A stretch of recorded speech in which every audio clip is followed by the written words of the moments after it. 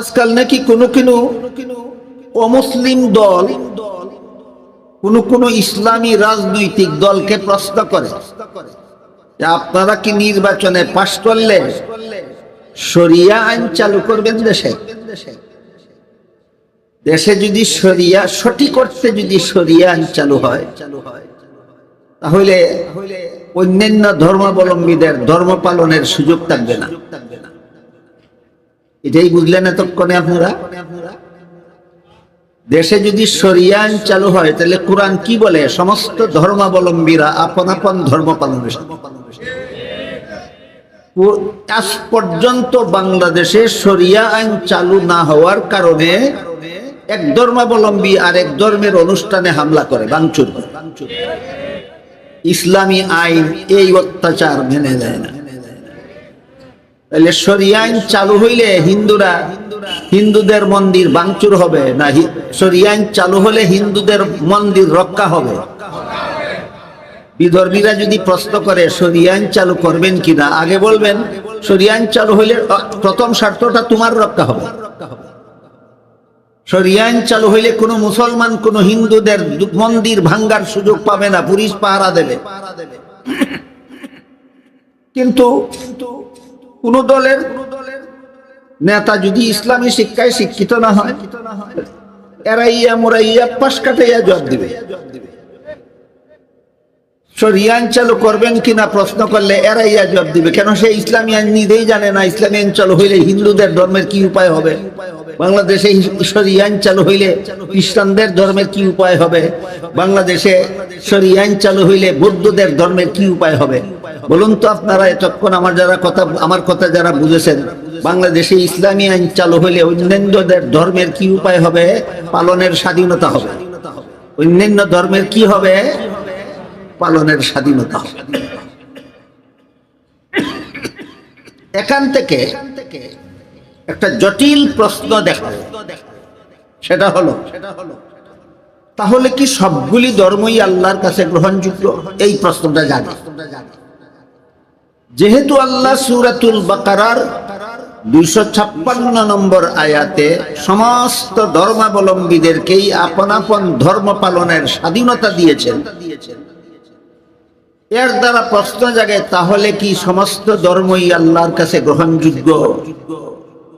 এই প্রশ্নের জবাব পাওয়া যায় সূরা আলে ইমরানের 85 নম্বর আয়াত। সেখানে আল্লাহ বলেছেন, মান ইয়াবতাগি গায়রাল ইসলামি দীনান ফালান ইউকবালা মিনহু। ইসলাম ছাড়া আর কোন ধর্মই আল্লাহর কাছে গ্রহণযোগ্য নয়। জবাব অস্পষ্ট নাকি সুস্পষ্ট? একটা কিছু বলেন, ইসলাম ছাড়া আর কোন ধর্মই আল্লাহর কাছে গ্রহণযোগ্য নয়, অস্পষ্ট না সুস্পষ্ট? পরিষ্কার, ইসলাম ছাড়া আর কোন ধর্ম আল্লাহর কাছে গ্রহণযোগ্য নয়।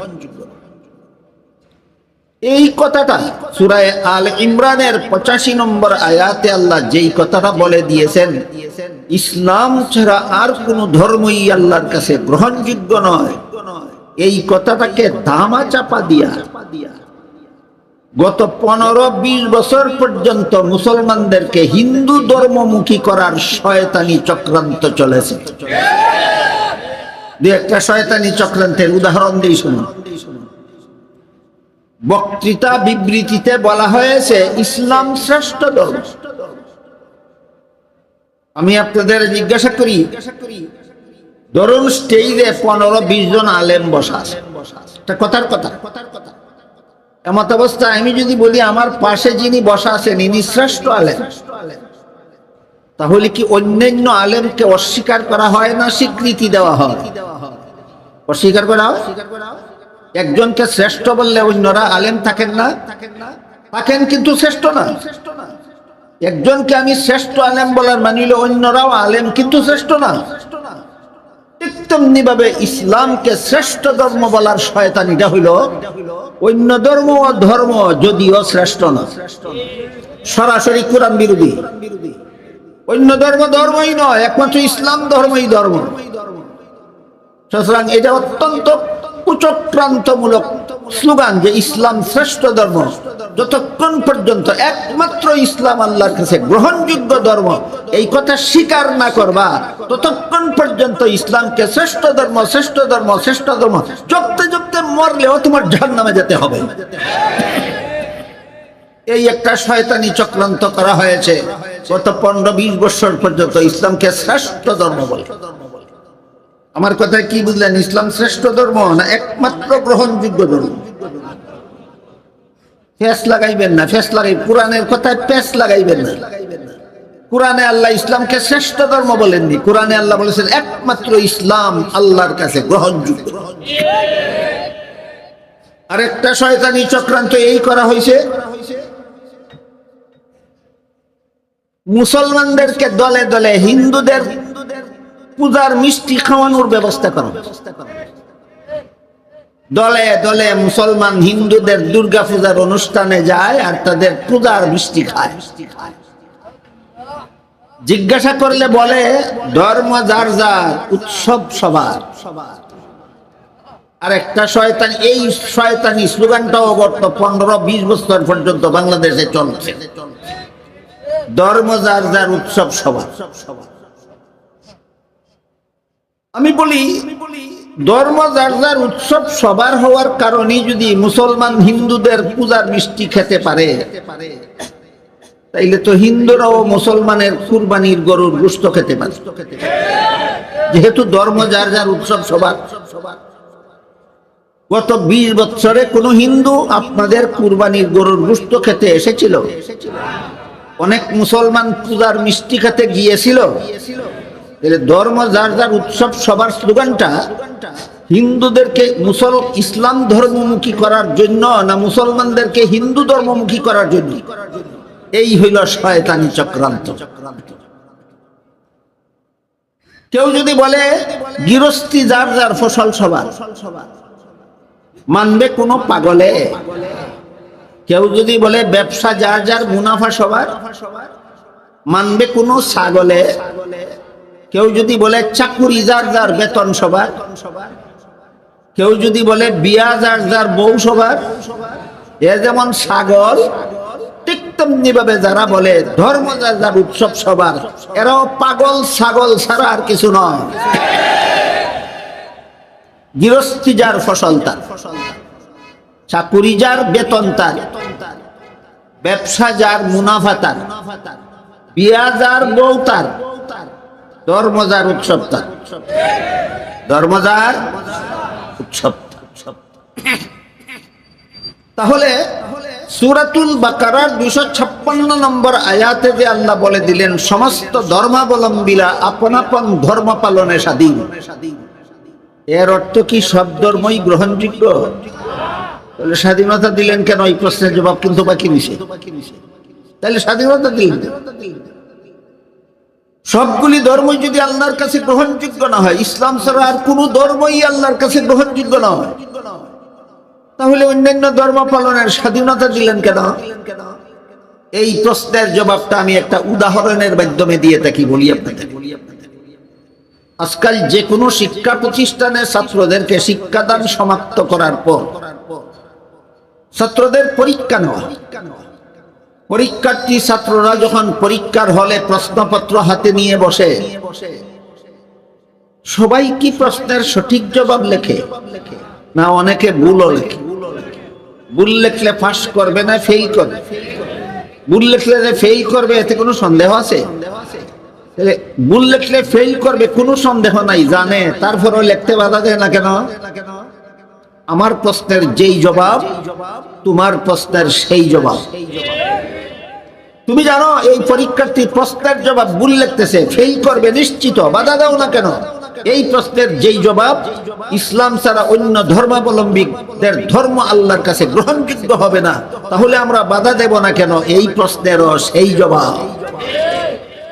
জবাব হলো নিয়ম রক্ষার জন্য। পরীক্ষার হলে ছাত্র প্রশ্নের জবাব ভুল লিখলে বাধা দেওয়ার নিয়ম নাই, না ভুল লিখলেও ফাঁস করবে, না বাধা দেওয়ার নিয়ম নাই। কেন নিয়ম নাই? বাধা দিলে এটার পরীক্ষা থাকে না। পরীক্ষার্থী ছাত্র প্রশ্নের জবাব ভুল লিখলে যদি বাধা দেওয়া হয় সেটা পরীক্ষাটা খেলা, এই জন্য বাধা দেওয়ার নিয়ম নাই। ঠিক তেমনি ভাবে দুনিয়াতে কেউ ভ্রান্ত ধর্ম পালন করলে বাধা দেওয়ার নিয়ম নাই। কেন নিয়ম নাই? তুমি হক পথে জীবন যাপন করো না বাতিল পথে জীবন যাপন করো, যে পরীক্ষার জন্যই আল্লাহ তোমাকে দুনিয়াতে পাঠাইছেন। এবার যদি তোমার বাতিল ধর্ম পালনে বাধা দেওয়া হয় তাহলে তোমাকে দুনিয়াতে পাঠাবার কোনো দরকারই ছিল না। পরীক্ষার্থী ছাত্রকে যেমন ভুল লেখলে বাধা দেওয়ার নিয়ম নাই, দুনিয়াতেও কেউ বাতিল ধর্ম পালন করলে তাকে বাধা দেওয়ার নিয়ম নাই। এই সুযোগে যদি কোনো পরীক্ষার্থী ইচ্ছা মতো প্রশ্নের জবাব ভুল লেখে তাহলে যেভাবে তার কপালে গুড়ার ডিম ছাড়া আর কিছু নাই, ঠিক তেমনি ভাবে এই সুযোগে যদি দুনিয়াতে কেউ ইচ্ছা মতো ভ্রান্ত ধর্ম পালন করে, আল্লাহ বলেন ওয়াহুয়া ফিল আখিরাতি মিনাল খাসিরিন, তার কপালেও পরকালে জাহান্নাম ছাড়া আর কিছু নেই। এলো দিন শব্দের 2 নম্বর অর্থ। মালিক ইয়াউমিদ্দিন আয়াতে দিন শব্দকে আল্লাহ কর্মফল অর্থে ব্যবহার করেছেন। লা ইকরাহা ফিদ্দিন আয়াতে আল্লাহ দিন শব্দকে ধর্ম অর্থে ব্যবহার করেছেন। তারপরে দেখুন সূরা শূরা এর 13 নম্বর আয়াতে আল্লাহ বলেছেন আকিমুদ্দিন। এখানে দিন শব্দ ধর্ম কর্মফল অর্থেও নয়, ধর্ম অর্থেও নয়। এখানে আল্লাহ দিন শব্দকে সহিহ আকীদা অর্থে ব্যবহার করেছেন। আকিমুদ্দিনের অর্থ হইল হে মুসলমানেরা তোমরা সহিহ ইসলামের সহিহ আকীদায় অটল থাকো। সহিহ আকীদা শব্দ দুইটাই আরবি ভাষা। কেউ যদি বলেন আমরা আরবি ভাষার শব্দ বুঝি না, তাহলে আমি বাংলায় বলে দেব।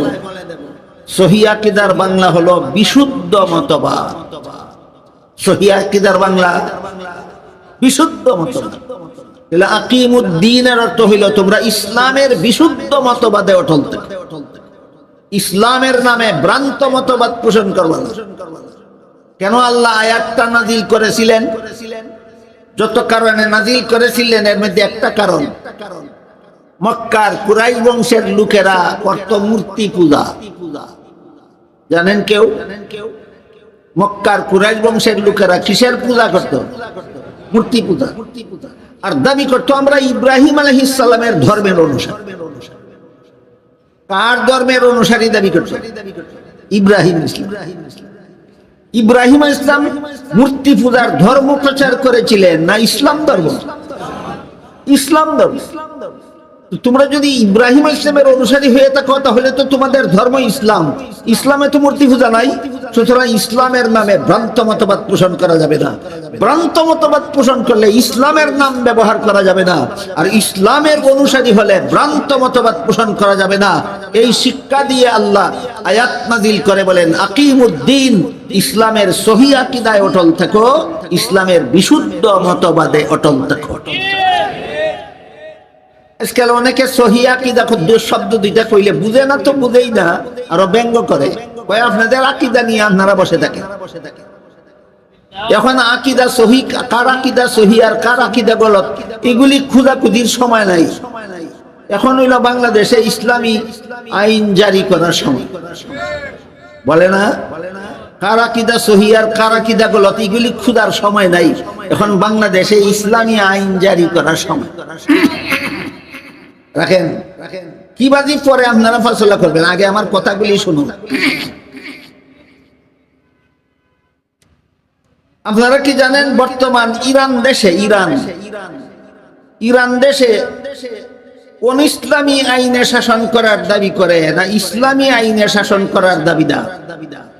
ইরান বর্তমান ইরান সরকার কোন ইসলামী শাসনের দাবিদার না, এরা ইসলামী শাসনের দাবিদার।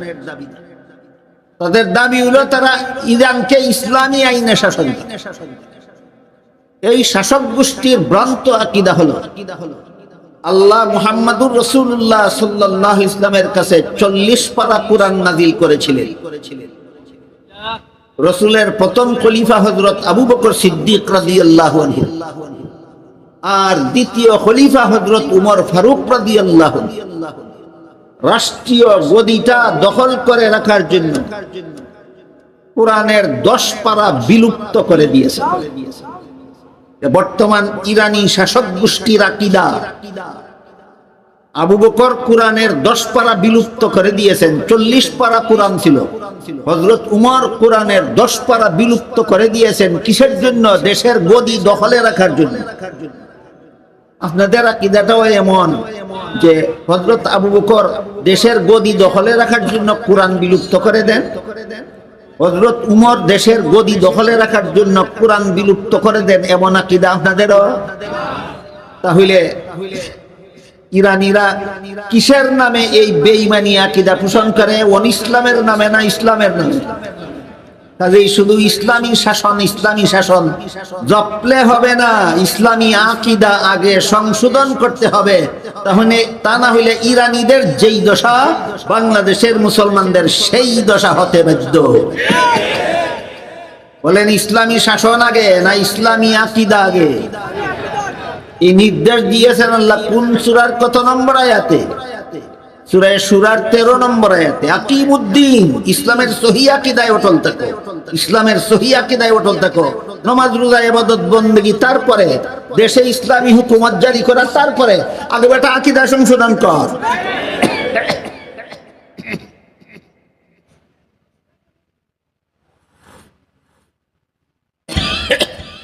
আপনারা কি বিশ্বাস করেন আল্লাহ 40 পারা কোরআন নাযিল করেছিলেন, রাসূলের 2 খলিফা গদি দখলের জন্য 10 পারা বিলুপ্ত করে দিয়েছিলেন? তাহলে এটা ইসলামী আকীদা না কুফরি আকীদা? অন্তরে কুফরি আকীদা পোষণ করে, মুখে ইসলামী শাসন জপলেই হয় না ইসলামী শাসন জপার আগে আকীদা সংশোধন করতে হয়? এই কথাটা আমার দৃষ্টিতে এখন বাংলাদেশে বলার মতো কেউ নাই, শোনার মতো কেউ নাই। তাই আল্লাহ সূরার 13 নম্বর আয়াতে বলেন আকিমুদ্দিন, ইসলামের সহিহ আকীদায় অটল থাকো। নামাজ রোজা, তারপরে দেশ ইসলামী আইনে শাসন হবে, তারপরে আগে বেটা আকীদা সংশোধন কর। আমাদের বর্তমান বাংলাদেশে ইসলামের নামে ভ্রান্ত মতবাদ পোষণকারী দলেরও অভাব নাই, ব্যক্তিরও অভাব নাই। যারা ইসলামের নামে ভ্রান্ত আকীদা পোষণ করে বাংলাদেশে, এদের একটা দলের নাম কাদিয়ানী। একটা দলের নাম কাদিয়ানী। কাদিয়ানীরা নিজেদের দলের নাম দিয়েছে আহমদিয়া মুসলিম জামাত। মুসলিম জামাত অর্থ মুসলমানের দল। বলুন কাদিয়ানীরা নিজেদেরকে ও মুসলমানের দল বলে না মুসলমানের দল? আকীদা কুফরি, ওই ইরানীদের মতো মুসলমানের দল দাবি করে আর কুফরি আকীদা পোষণ করে। কাদিয়ানীদের কুফরি আকীদা কি? এই প্রশ্নের জবাবটাও দেখা যায় মাঝে মধ্যে বাংলাদেশের অনেক বড় বড় শিক্ষিত পণ্ডিতেরও মাথায় ধরে না যে কাদিয়ানী কাফির কেন। এই জন্য সমস্ত মুসলমানদের জানা থাকতে হবে, একজন মুসলমান দাবি করার পর কাফির হয় কিভাবে।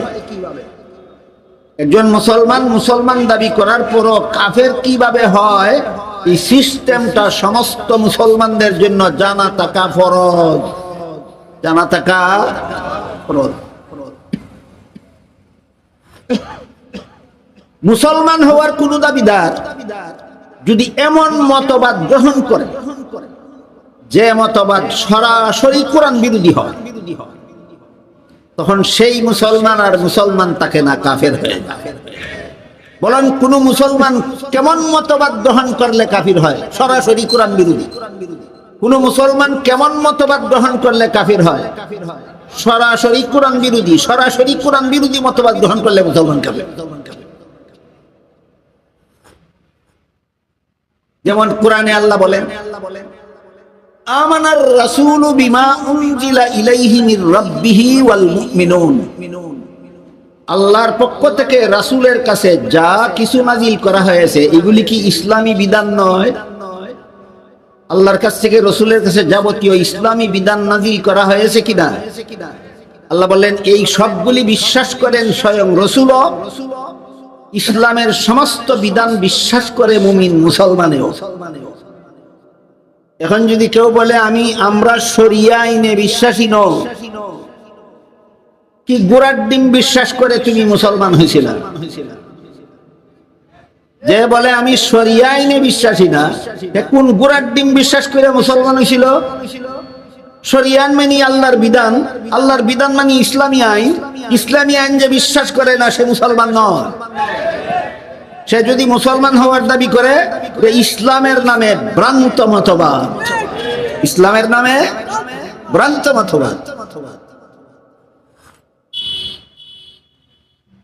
মজার ব্যাপার আছে, ইসলামী আইন মানি না, শরিয়া আইন মানি না, আল্লাহর বিধান মানি না কেন বলে? বিরাট রহস্য আছে। কি রহস্য? ইসলামী আইনে চুরি বন্ধ করার ব্যবস্থা আছে, ইসলামী আইনে ডাকাতি বন্ধ করার ব্যবস্থা আছে, ইসলামী আইনে জিনা ব্যভিচার বন্ধ করার ব্যবস্থা আছে, ইসলামী আইনে সুদখোরি বন্ধ করার ব্যবস্থা আছে, ইসলামী আইনে ঘুষ বন্ধ করার ব্যবস্থা আছে, ইসলামী আইনে মদ বন্ধ করার ব্যবস্থা আছে, ইসলামী আইনে গাঁজা বন্ধ করার ব্যবস্থা আছে, ইসলামী আইনে দুর্নীতি বন্ধ করার ব্যবস্থা আছে, ইসলামী আইনে জালিয়াতি বন্ধ করার ব্যবস্থা আছে, ইসলামী আইনে জিনা বন্ধ করার ব্যবস্থা আছে। সুতরাং যারা চোর এরা ইসলামী আইন মানে না, মানলে আর চুরি করতে পারবে না। ডাকাতেরা ইসলামী আইন মানে না, কেন মানলে ডাকাতি করতে পারবে না। বদমাশেরা ইসলামী আইন মানে না, কেন মানলে বদমাশি করতে পারবে না। খুনিরা ইসলামী আইন মানে না, কেন মানলে খুন করতে পারবে না। সুদখোরেরা ইসলামী আইন মানে না, কেন মানলে সুদ খাইতে পারবে না। ঘুষখোরেরা ইসলামী আইন মানে না, কেন মানলে ঘুষ খাইতে পারবে না। মদখোরেরা ইসলামী আইন মানে না, কেন মানলে মদ খাইতে পারবে না। গাঞ্জাখোরেরা ইসলামী আইন মানে না, কেন মানলে গাঞ্জা খাইতে পারবে না। দুর্নীতিবাজেরা ইসলামী আইন মানে না, কেন মানলে দুর্নীতি করতে পারবে না। জালিয়াতিরা বুট চোরের দল ইসলামী আইন মানে না, কেন মানলে বুট চুরি করতে পারবে না। আমি কি আপনাদেরকে বুঝাতে পারলাম শরিয়া আইন না মানার পিছনে রহস্যটা কি?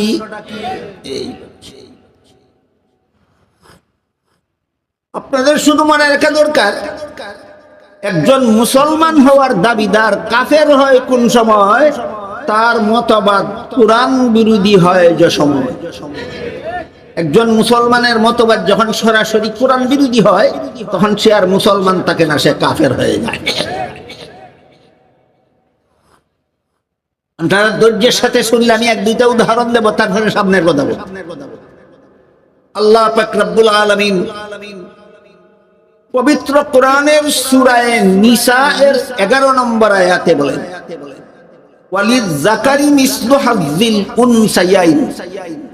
এর অর্থ হলো পিতামাতা মারা গেলে পিতামাতার সম্পদে ছেলে পাবে 2 অংশ, মেয়ে পাবে 1 অংশ। এটা আল্লাহর আইন, কোরআনের বিধান, এটা ইসলামী আইন।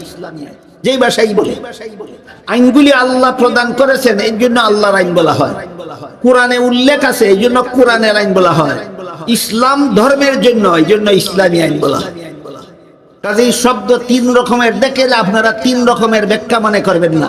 আল্লাহর আইন যে কথা, কোরআনের আইন সেই কথা, ইসলামের আইন সেই কথা। আল্লাহর আইন বলা হয় কোন হিসাবে আল্লাহ দিয়েছেন, কোরআনের আইন কোন হিসাবে কোরআনে লেখা আছে, ইসলামের আইন কোন হিসাবে ইসলামের জন্য, ইসলামের জন্য। সূরা নিসার 11 নম্বর আয়াতে আল্লাহ বিধান দিয়েছেন ছেলে পাবে 2 অংশ, মেয়ে পাবে 1 অংশ। এখন যদি কেউ বলে আমরা নারী পুরুষের সমান অধিকার চাই, বলে কি বাংলাদেশের কোন মুসলমান? 2-4 জনে জবাব দিলেন, 2-4 জনে বলে না, লক্ষ লক্ষ শিক্ষিত জ্ঞান পাপীরা বলে, লক্ষ লক্ষ শিক্ষিত জ্ঞান পাপীরা বলে আমরা যেহেতু নারী পুরুষের সমান অধিকার চাই, তাই নারীকে যেহেতু মেয়েকে যেহেতু 1 অংশ দেব, ছেলেকে 2 অংশ দেব না, 1 অংশ দেব, তাহলে সমান অধিকার ঠিক থাকে না। এমন কথা বাংলাদেশে কেউ বলে কিনা? যারা বলে এরা কি নিজেদেরকে অমুসলমান দাবি করে না মুসলমান? এরা মুসলমান নামদারি কাফের। কি নামদারি কাফের? আপনাদের বলতে হবে কেন কাফির হইল? তার মতবাদটা সরাসরি কোরআন বিরোধী। তার মতবাদটা সরাসরি কোরআন বিরোধী মতবাদ, কুফরি মতবাদ। যে গ্রহণ করে সেই কাফের হয়। আপনাদের মনে প্রশ্ন জাগতে পারে, বুঝলাম কোরআনের আইন ছেলে পাবে 2 অংশ, মেয়ে পাবে 1 অংশ, আমরা মানলাম। হ্যাঁ মানলাম বলে আমাদের ঈমান আছে, কিন্তু আল্লাহ বেষ্টনটা করলেন কেন? প্রশ্ন জাগতে হতে পারে। ছেলেকে এক অংশ দিলেন কেন, দুই অংশ দিলেন কেন, মেয়েকে এক অংশ দিলেন কেন? তার কারণ হইল আল্লাহর বিবেক বুদ্ধি কাণ্ড জ্ঞান বিবেক বিবেচনা বলতে কিছু নাই। এই জন্য আল্লাহ এই বিধানটা দিছে। যারা এই স্লোগানগুলি দেয় এদের ভঙ্গিতে বোঝা যায় এরা বুঝাইতে চায় আল্লাহর জ্ঞান বিজ্ঞান বলতে বিবেক বিবেচনা বলতে কাণ্ড জ্ঞান বলতে কিছু নাই। আপনারাও কি আল্লাহকে এমনই মনে করেন? এই ব্যাপারে আপনাদের মনে রাখতে হবে, আল্লাহ কোরআনের মাধ্যমে মুসলমানদের জন্য যত বিধান দিয়েছেন সমস্ত বিধান চূড়ান্ত যুক্তিসম্মত। আল্লাহর একটা বিধানও যুক্তি অযৌক্তিক নয়, সাধারণ যুক্তিসম্মত নয়, চূড়ান্ত যুক্তিসম্মত। কাজে এবার আমরা একটু বোঝার চেষ্টা করি কোন যুক্তিতে আল্লাহ ছেলেকে দুই অংশ আর মেয়েকে এক অংশ দিলেন। এটাও মুসলমানদের বোঝার দরকার। ছেলের জীবনে আল্লাহর বিধান মতে ইসলামী আইনে ছেলের জীবনে খরচের খাত আছে তিনটা। সাবালক হওয়ার পর থেকে তার নিজের লালন পালনের দায়িত্ব ছেলের নিজেরই। বিয়ে করার পর থেকে বউ ফেলার দায়িত্ব ছেলের বাপের না ছেলের। সন্তান জন্ম হওয়ার পর থেকে সন্তান লালন পালনের দায়িত্ব নিজের। তাহলে ছেলের জীবনে খরচের খাত আছে কটা? অংশ পাইছে কটা? দুইটা। খরচ আছে তিনটা, অংশ পাইছে দুইটা। খরচ আছে তিনটা, অংশ পাইছে দুইটা। ইয়াদ রাখুক কাসাবাবু। এখন আসে মেয়ের জীবনে। মেয়ের জীবনে বিয়ের পূর্ব পর্যন্ত লালন পালনের দায়িত্ব বাবার। বিয়ের পর থেকে মরণ পর্যন্ত লালন পালনের দায়িত্ব স্বামীর।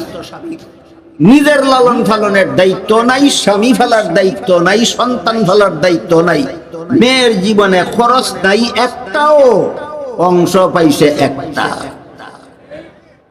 এবার বলেন তিন খরচ হলার দুই অংশ পাইলে বেশি পায় না নাই খরচ হলার এক অংশই বেশি? অত কথা পণ্ডিতের ঘরের পণ্ডিতে বুঝে না, খালি বুঝে এক থেকে দুই বেশি। বুঝলেন? এরা কেতটা বড় জঘন্য পণ্ডিত। তিন খরচ হলার দুই অংশ পাইছে এইটা বুঝে না, নাই খরচ হলার এক অংশই বেশি এটা বুঝে না, খালি বুঝে এক থেকে দুই বেশি। একটা গল্প বলি শুনেন। একটা গন্ড মূর্খ লোক ছিল, লেখাপড়া মুটেও জানে না। এই লোকে তার ছেলেকে স্কুলে লেখাপড়া করতে দিছে। ছেলেটা অত্যন্ত মেধাবী ছিল। 10 বছর লেখাপড়া কইরা এসএসসি পরীক্ষা দিয়া ফার্স্ট ডিভিশন ফার্স্ট বয় হইয়া পাস করলো। বুঝে থাকলে বলুন তো তার রোল নম্বর কত হবে? বুঝি শুনি কৌকা যাব। Roll number 1। বাপ শিক্ষিত না মূর্খ? বাপে কিন্তু রোল নম্বর 1 হইলে পরীক্ষায় নম্বর বেশি পায় না, রোল নম্বর 10 হইলে নম্বর বেশি পায়। এত কথা বুঝে না, খালি বুঝে 1 থেকে 10 বেশি। এই গোয়ারে তার ছেলেরে জিজ্ঞাসা করে পরীক্ষা যে দিসলে পাস করছস নি? ছেলে কয় পাস করছি। বাপে জিজ্ঞাসা ক নম্বরে? কয় 1 নম্বরে। কয় সর্বনাশ করছস। কি সর্বনাশ করলাম? কয় পাশের বাড়ির ছেলেটাও তো তোর সাথে পরীক্ষা দিয়া সে তো 10 নম্বরে পাস করলো, তুই এত কম নম্বরে পাস করলে কেন? এই অশিক্ষিত গোয়ারে যেমন বুঝে না 10 নম্বরে পাস করলে নম্বর বেশি পায় না, 1 নম্বরে পাস করলে নম্বর বেশি পায়, ঠিক তেমনি ভাবে আমাদের সমাজের কতগুলি শিক্ষিত গোয়ারে বুঝে না 3 খরচ হলা 2 অংশ পাইলে বেশি পায় না, নাই খরচ হলার 1 অংশই বেশি হয়। সুতরাং ছেলে মেয়েকে পৈতৃক সম্পদে সমান অংশ দেওয়ার মতবাদ কুফরি মতবাদ। কেন কুফরি? সরাসরি কোরআন বিরোধী। কেন কুফরি? সরাসরি। কেন কুফরি? সরাসরি কোরআন। আমি কি আপনাদেরকে বোঝাতে পারলাম? মুসলমানের মতবাদ কুফরি হয় কখন? সরাসরি কোরআন বিরোধী হয় যখন। মুসলমানের মতবাদ কুফরি হয় কখন? সরাসরি কোরআন বিরোধী হয়। আরেকটা উদাহরণ দেব, শুনেন। পবিত্র কোরআনের সূরা আহজাবের 33 নম্বর আয়াতের শুরুতে আল্লাহ মুসলমান মহিলাদের জন্য 2টা বিধান দিয়েছেন। কটা? এক নম্বর, কারনাফি বুয়ুতিকুন্না, তোমাদের বসবাসের ঘরে থাকো। আল্লাহর বিধান, মহিলারা বসবাসের ঘরে থাকে, আল্লাহর বিধান। কোন সূরার কত নম্বর আয়াতে বর্ণিত? সূরা আহজাবের 33 নম্বর আয়াতের শুরুতেই বর্ণিত, মুসলমান মহিলারা বসবাসের ঘরে থাকে। এখন যদি কেউ বলে পুরুষ পথে ঘাটে হাটে মাঠে শহরে বন্দরে যেখানে সেখানে ঘোরাফেরা করতে পারে, বিচরণ করতে পারে, পর্দা লাগে না, বুরকা লাগে না, ছাত্তি লাগে না, মহিলারা কেন বসবাসের ঘরে বসে থাকবে? বসবাসের ঘর কি মহিলাদের বন্দিশালা? কয় কিনা? এক দুইজনে কয়, লক্ষ লক্ষ। বলেন এদের মতবাদ কোরআনী মতবাদ না কোরআন বিরোধী মতবাদ? কোরআন বিরোধী মতবাদের আরেক নাম কুফরি মতবাদ। কোরআন বিরোধী মতবাদের আরেক নাম কুফরি মতবাদ। বলেন এরা কি কুফুরের নামে কুফরি মতবাদ না মুসলমানের নামে কুফরি মতবাদ? এই জন্য আল্লাহ বলেন আকিমুদ্দিন, মুসলমান হইয়া থাকলে কুফরি মতবাদ গ্রহণ করো না, মুসলমানি মতবাদ ঠিক রাখো।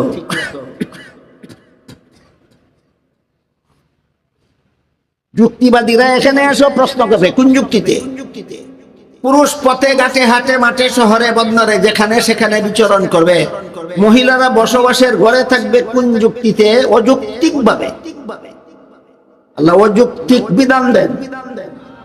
যুক্তি, জ্ঞান বিজ্ঞান, যুক্তি তর্ক আল্লাহর বুঝার কোন যোগ্যতাই নাই না, চূড়ান্ত যুক্তিসম্মত। আপনারা কি বুঝতে চান কোন যুক্তিতে আল্লাহ মহিলাদেরকে বসবাসের ঘরে থাকার বিধান দিলেন? যদি বলেন বুঝতে চাই, আমি বুঝাবার চেষ্টা করি। আল্লাহ সৃষ্টিগতভাবে মহিলাদেরকে 5টা ডিউটি দিয়েছেন, যার একটা ডিউটি পালন করার যোগ্যতা কোনো পুরুষের নাই। সৃষ্টিগতভাবেই আল্লাহ মহিলাদের দুনিয়ার জীবনে 5টা ডিউটি দিয়া সৃষ্টি করেছেন। এগুলি পালন করার জন্য মহিলা বানাইছেন, 5টা কাজ করার জন্য। এগুলি দুনিয়ার কোনো পুরুষে পারবে না। এক নম্বর, প্রতি মাসে মাসে মাসিক ঋতুস্রাবের ঝামেলা সহ্য করার দায়িত্ব। 2 নম্বর, প্রতিটি সন্তান গর্ভে ধারণ করার দায়িত্ব। 3 নম্বর, প্রতিটি সন্তানের প্রসব কষ্ট সহ্য করার দায়িত্ব। 4 নম্বর, প্রতিটি সন্তানকে স্তনের দুধ পান করাবার দায়িত্ব। 5 নম্বরে, প্রতিটি সন্তান নিজে নিজে চলাফেরার যোগ্য হওয়ার আগ পর্যন্ত লালন পালনের দায়িত্ব। বলেন কটা? এগুলি নারীদের জন্য একচেটিয়া দায়িত্ব না দয়ামিরের কোন পুরুষে ওভারঅল? শুধু মহিলাদের? এবার বলেন, মাসিক ঋতুস্রাবের সময় সারাদিন অফিসের চেয়ারে বসে থাকা সুবিধা না বসবাসের ঘর সুবিধা? সন্তান গর্ভে নিয়া খেতে খামারে পুরুষের কাঁধে কাঠ বিলিয়ে হাল চাষ করা সুবিধা না বসবাসের ঘর সুবিধা? সন্তানকে স্তনের দুধ পান করাবার সময় গাড়ির ড্রাইভিং সিট সুবিধা না বসবাসের ঘর সুবিধা? আর সন্তান লালন পালনের বেলায় যত কাম, বাংলা ভাষায় কইলে সকলে বুঝবেন না, আমি সিলেটি কাঁচা ভাষায় কই, খাওয়ানি, ফিওয়ানি, ঘুমপাড়ানি, আগানি, মুতানি, এটা হলো সন্তান পালনের ডিউটির অন্তর্ভুক্ত। এগুলির জন্য সংসদ ভবন সুবিধা না বসবাসের ঘর সুবিধা? তাহলে আল্লাহ মহিলাদেরকে বসবাসের ঘরে থাকার বিধান দিয়েছেন অযৌক্তিক চূড়ান্ত যুক্তিসম্মত? যে মানে না সে কাফের। এবার বলেন মুসলমান কাফের কেমনে হয়? তার মতবাদ সরাসরি কোরআন বিরোধী হইলেই মুসলমান কাফের হয়। কোন নামদারি মুসলমানের মতবাদ সরাসরি কোরআন বিরোধী হইলেই মুসলমান কাফের হয়। তারপরে একই আয়াত সূরা আহজাবের 33 নম্বর আয়াতে 2 নম্বর শুরুতে 2 নম্বরে যে বিধানটা আল্লাহ দিয়েছেন সেটা হলো ওয়ালা তাবাররাজনা তাবাররুজাল জাহিলিয়াতিল উলা। প্রাচীন যুগের অসভ্য বর্বর মহিলাদের মতো মুসলমানের কোন মহিলা ঘর থেকে বেপরদা হয়ে বের হতে পারবে না। সূরা আহজাবের 33 নম্বর আয়াতের শুরুতে আল্লাহ দ্বিতীয় বিধান দিয়া বলেন, যেই মহিলা ঘর থেকে বেপর্দা হয়ে বের হয় সেই মহিলা সাধারণ অসভ্য নয়, প্রাচীন যুগের অসভ্য বর্বর। যে মহিলা ঘর থেকে বেপর্দা হইয়া বাইর হয় এই মহিলারে আল্লাহ অসভ্য বর্বর বলেছেন। অযৌক্তিক,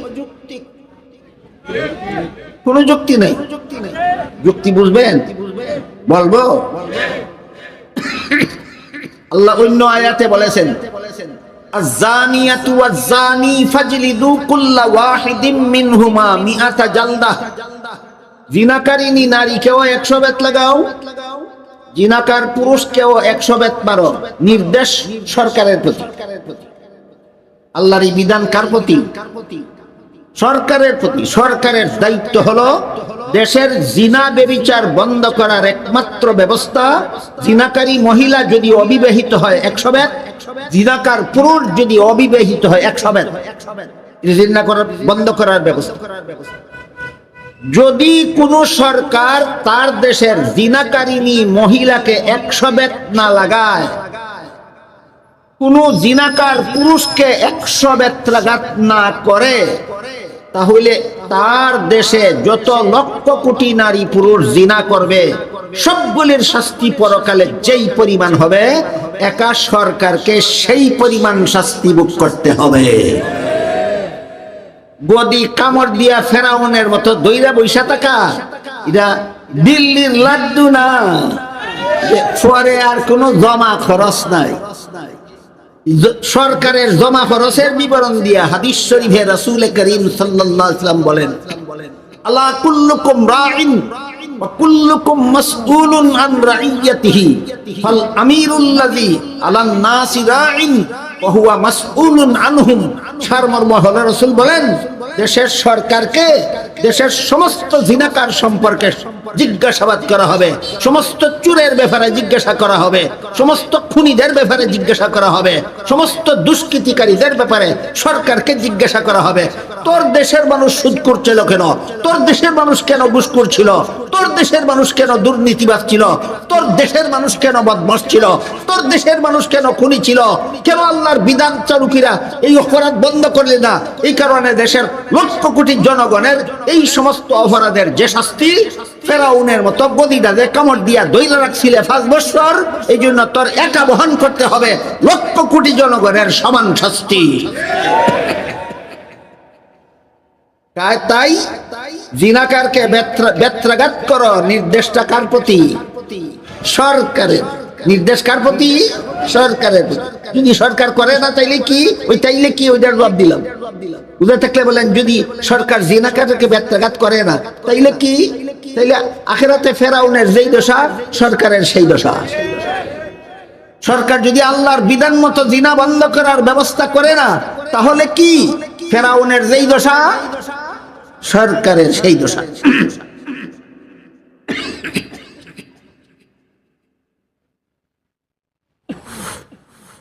এখানে লক্ষণীয় ব্যাপার হলো, আল্লাহ বলেন জিনাকারিনী নারীকেও 100 বেত লাগাও, জিনাকার পুরুষকেও 100 বেত লাগাও। বুঝা থাকলে আল্লাহ বলুন তো, জিনার বিচারের বেলা আল্লাহ পুরুষের নাম আগে বলেছেন না নারীর কথা আগে বলেছেন? হ্যাঁ, নারীর কথা। প্রশ্ন হলো, নারী পুরুষ দুইজনের সম্মিলিত জিনা করে, বেত লাগানির বেলায় নারীর নামটা আগে বললেন কেন? এইটাই রহস্যজনক ব্যাপার। প্রশ্নের জবাবে মুফাসসিরিনে কেরাম এই আয়াতের ব্যাখ্যায় তাফসীরের কিতাবে লিখেছেন, নারী যতক্ষণ পর্যন্ত বেপরদা হয়ে ঘর থেকে বের হয় না ততক্ষণ পর্যন্ত কোনো বখাটে ইফটিজিং এর সুযোগই পায় না। নারী যতক্ষণ পর্যন্ত ঘর থেকে বেপরদা হয়ে বের হয় না ততক্ষণ পর্যন্ত কোনো ধর্ষক নারী দর্শনের সুযোগই পায় না। তাইলে এবার বলেন, দর্শকেরা পথে ঘাটে নারী দর্শন করে, বখাটেরা পথে ঘাটে ইফটিজিং করে, সুযোগ দেয় কে? ঘর থেকে বেপরদা হয়ে বের হয়ে যায়। তাইলে জিনা পুরুষে জিনা আগে করলো না বেপরদা মহিলায় সুযোগ আগে দিল? বুঝি শুনি কৌকা সাব, পুরুষে জিনা আগে করলো না তাই আগে সুযোগ দিল? কেমনে সুযোগ দিছে? বেপরদা হইয়া বার হইয়া ঘর থেকে বিয়া করে দাও, ইয়া বারো সুযোগ করি দিছে, এর বাদে বেটাই সুযোগ ধরি লাইছে, সুযোগ করি দিছে তাই আগে ইটারে বেত লাগাও আগে, আর সুযোগ ধরি লাইছে তাই বাদে ইটারে বেত লাগাও বাদে। সুতরাং অসভ্য বর্বর বলাটা আল্লাহর যুক্তি, জ্ঞান বিজ্ঞান যুক্তি তর্ক আল্লাহ বুঝেন না, এই জন্য বেপরদা নারীদেরকে অসভ্য বর্বর বলেছেন। না, বেপরদা হয়ে ঘর থেকে বের হওয়াটাই অসভ্যতা আর বর্বরতার মূল চাবিকাঠি। কথা বুঝলেন কি? এই জন্য আল্লাহ সূরা আহজাবের 33 নম্বর আয়াতের শুরুতে যে দুইটা বিধান দিয়েছেন, 1 নম্বর মহিলারা ঘরে বসবাস করবে, 2 নম্বরে কোন দরকারে ঘর থেকে বের হলে অসভ্য বর্বরদের মতো বেপরদা হয়ে বের হবে না। সুতরাং বেপরদা হয়ে ঘর থেকে বের হওয়ার মতবাদ যদি কেউ বিশুদ্ধ মতবাদ মনে করে, তাহলে এটা সরাসরি কোরআন বিরোধী, ঈমান থাকে না, মুসলমান কাফের হয়ে যায়। অনেকগুলি উদাহরণ দিতেছি একটা কথা বোঝাবার জন্য। মুসলমান কাফের হয় কখন? সরাসরি কোরআন বিরোধী মতবাদ গ্রহণ করে যখন। বুঝেন নাই? বলুন, মুসলমান কাফির হয় কখন? সরাসরি কোরআন বিরোধী মতবাদ গ্রহণ করে যখন। এবার আসেন কাদিয়ানি কেন কাফির? এতক্ষণ শুধু আপনাদেরকে কাদিয়ানি কেন কাফেরের ভূমিকাটা বোঝাইলাম। ভূমিকার সারমর্ম হইল মুসলমান কাফির হয় কখন? কোরআন বিরোধী মতবাদ গ্রহণ করে যখন। এবার আমরা দেখব কাদিয়ানিরা কোরআন বিরোধী মতবাদ গ্রহণ করলো কিনা। সূরা আহজাবের 40 নম্বর আয়াতে আল্লাহ আমাদের নবীকে একটা উপাধি দিয়েছে, সেটা হলো খাতামুন নবিয়্যিন। এটা কোরআনের ভাষায়, আপনারা কথাটা মনে রাখুন। কি উপাধি? খাতামুন নবিয়্যিন। সূরা আহজাবের 40 নম্বর আয়াতে আল্লাহ আমাদের নবীকে একটা উপাধি দিয়েছেন, খাতামুন নবিয়্যিন। হাদিস শরীফে রাসূল করিম সাল্লাল্লাহু আলাইহি ওয়াসাল্লাম তার অর্থ বর্ণনা করে বলেন, লা তাকুমুস সাআতু হাত্তা ইউবাসা দাজ্জালুনা কাযযাবুনা কুল্লুহুম ইয়াজউমু আন্নাহু নাবিয়্যুন ওয়া আনা খাতামুন নাবিয়্যিন লা নাবিয়্যা বাদি। হাদিসের অর্থ হলো, রাসূল বলেন, আমার পরবর্তী কেউ নবী হওয়ার দাবি করলে সে হবে মিথ্যাবাদী দাজ্জাল। কারণ বর্ণনা করে রাসূল বলেন, যেহেতু আল্লাহ আমাকে খাতামুন নবিয়্যিন উপাধি দিয়েছেন, এর অর্থ হলো আমার পরে কোনো নবী নাই, আমি শেষ নবী। তাই আমার পরে যে নবী দাবি করবে সে হবে মিথ্যাবাদী দাজ্জাল। এবার বলুন, আমাদের নবীকে যে আল্লাহ উপাধি দিয়েছিলেন খাতামুন নবিয়্যিন, এর অর্থটা কি? শেষ নবী। অর্থটা কি? শেষ নবী। কাদিয়ানীরা মানে না, কাদিয়ানীরা আমাদের নবীকে শেষ নবী মানে না। এর মানে হইল সূরা আহজাবের 40 নম্বর আয়াত মানে না, যে কোরআনের আয়াত মানে না, সে মুসলমান থাকে না, কাফের হইয়া যায়। আমাদের বর্তমান সমাজে বহু নামদারি মুসলমান আছে কি কুফরি মতবাদ পোষণকারী, সব রকমের ভ্রান্ত মতবাদ পোষণকারীদের সম্বোধন করে আল্লাহ সূরা শুরার 13 নম্বর আয়াতে বলেছেন, আকিমুদ্দিন। মুসলমান যদি হইয়া থাকো তাহলে ভ্রান্ত আকীদা পোষণ করলে হবে না, সহিহ আকীদা পোষণ করতে হবে। বুঝা থাকলে এবার বলুন, আমল আগে, আমল সংশোধন আগে না আকীদা সংশোধন আগে? দেশে ইসলামী আইন কায়েম করা আগে না আকীদা সংশোধন আগে? এই কথাটা বুঝাবার মতো লোকও আমি বাংলায় খুঁজে পাই না, বুঝার মতো মানুষও খুঁজে পাই না। আরে মিয়া, ইসলামী হুকুমত পরে, আকীদা আগে। নামাজ রোজা ইবাদত বন্দেগী সংশোধন পরে, আকীদা সংশোধন আগে। আকীদা যদি ভ্রান্ত হয়, নামাজ রোজা ইবাদত বন্দেগী এই ইরানি শিয়াদের মতো ইসলামী হুকুমতের নামে এই সমস্ত দান্দালি একটাও আল্লাহর কাছে গ্রহণযোগ্য হবে না। তাহলে ইসলামী হুকুমত আগে না নামাজ রোজা আগে না আকীদা সংশোধন আগে? এই শিক্ষাটাই আল্লাহ সূরা শুরার 13 নম্বর আয়াতে দিয়ে বলেছেন, আকিমুদ্দিন, আকীদা সংশোধন আগে কর। আকিমুদ্দিন, আকীদা সংশোধন আগে কর। আকিমুদ্দিন, আকীদা সংশোধন আগে কর। ইসলামের নামে ভ্রান্ত আকীদা 2 রকমের আছে। এক রকমের ভ্রান্ত আকীদার দ্বারা কাফের হয়ে যায়। কোন ধরনের ভ্রান্ত আকীদার দ্বারা কাফির হয়ে যায়? যে ভ্রান্ত আকীদা সরাসরি কোরআন বিরোধী। মনে আছে? জীবন ভর মনে থাকবে? কোন আকীদার দ্বারা কাফির হয়? সরাসরি কোরআন বিরোধী। কোন আকীদার দ্বারা সরাসরি কাফির হয়? সরাসরি কোরআন বিরোধী। আরেক রকমের ভ্রান্ত আকীদা আছে, সরাসরি কোরআন বিরোধী না, তবে কোরআনের অপব্যাখ্যামূলক। একরকমই না, বিভাজন আছে। একটা ভ্রান্ত আকীদা হলো সরাসরি কোরআন বিরোধী, আরেক রকমের ভ্রান্ত আকীদা আছে সরাসরি কোরআন বিরোধী না, তবে কোরআনের অপব্যাখ্যামূলক। কোরআনের অপব্যাখ্যার ভিত্তিতে যদি ভ্রান্ত আকীদা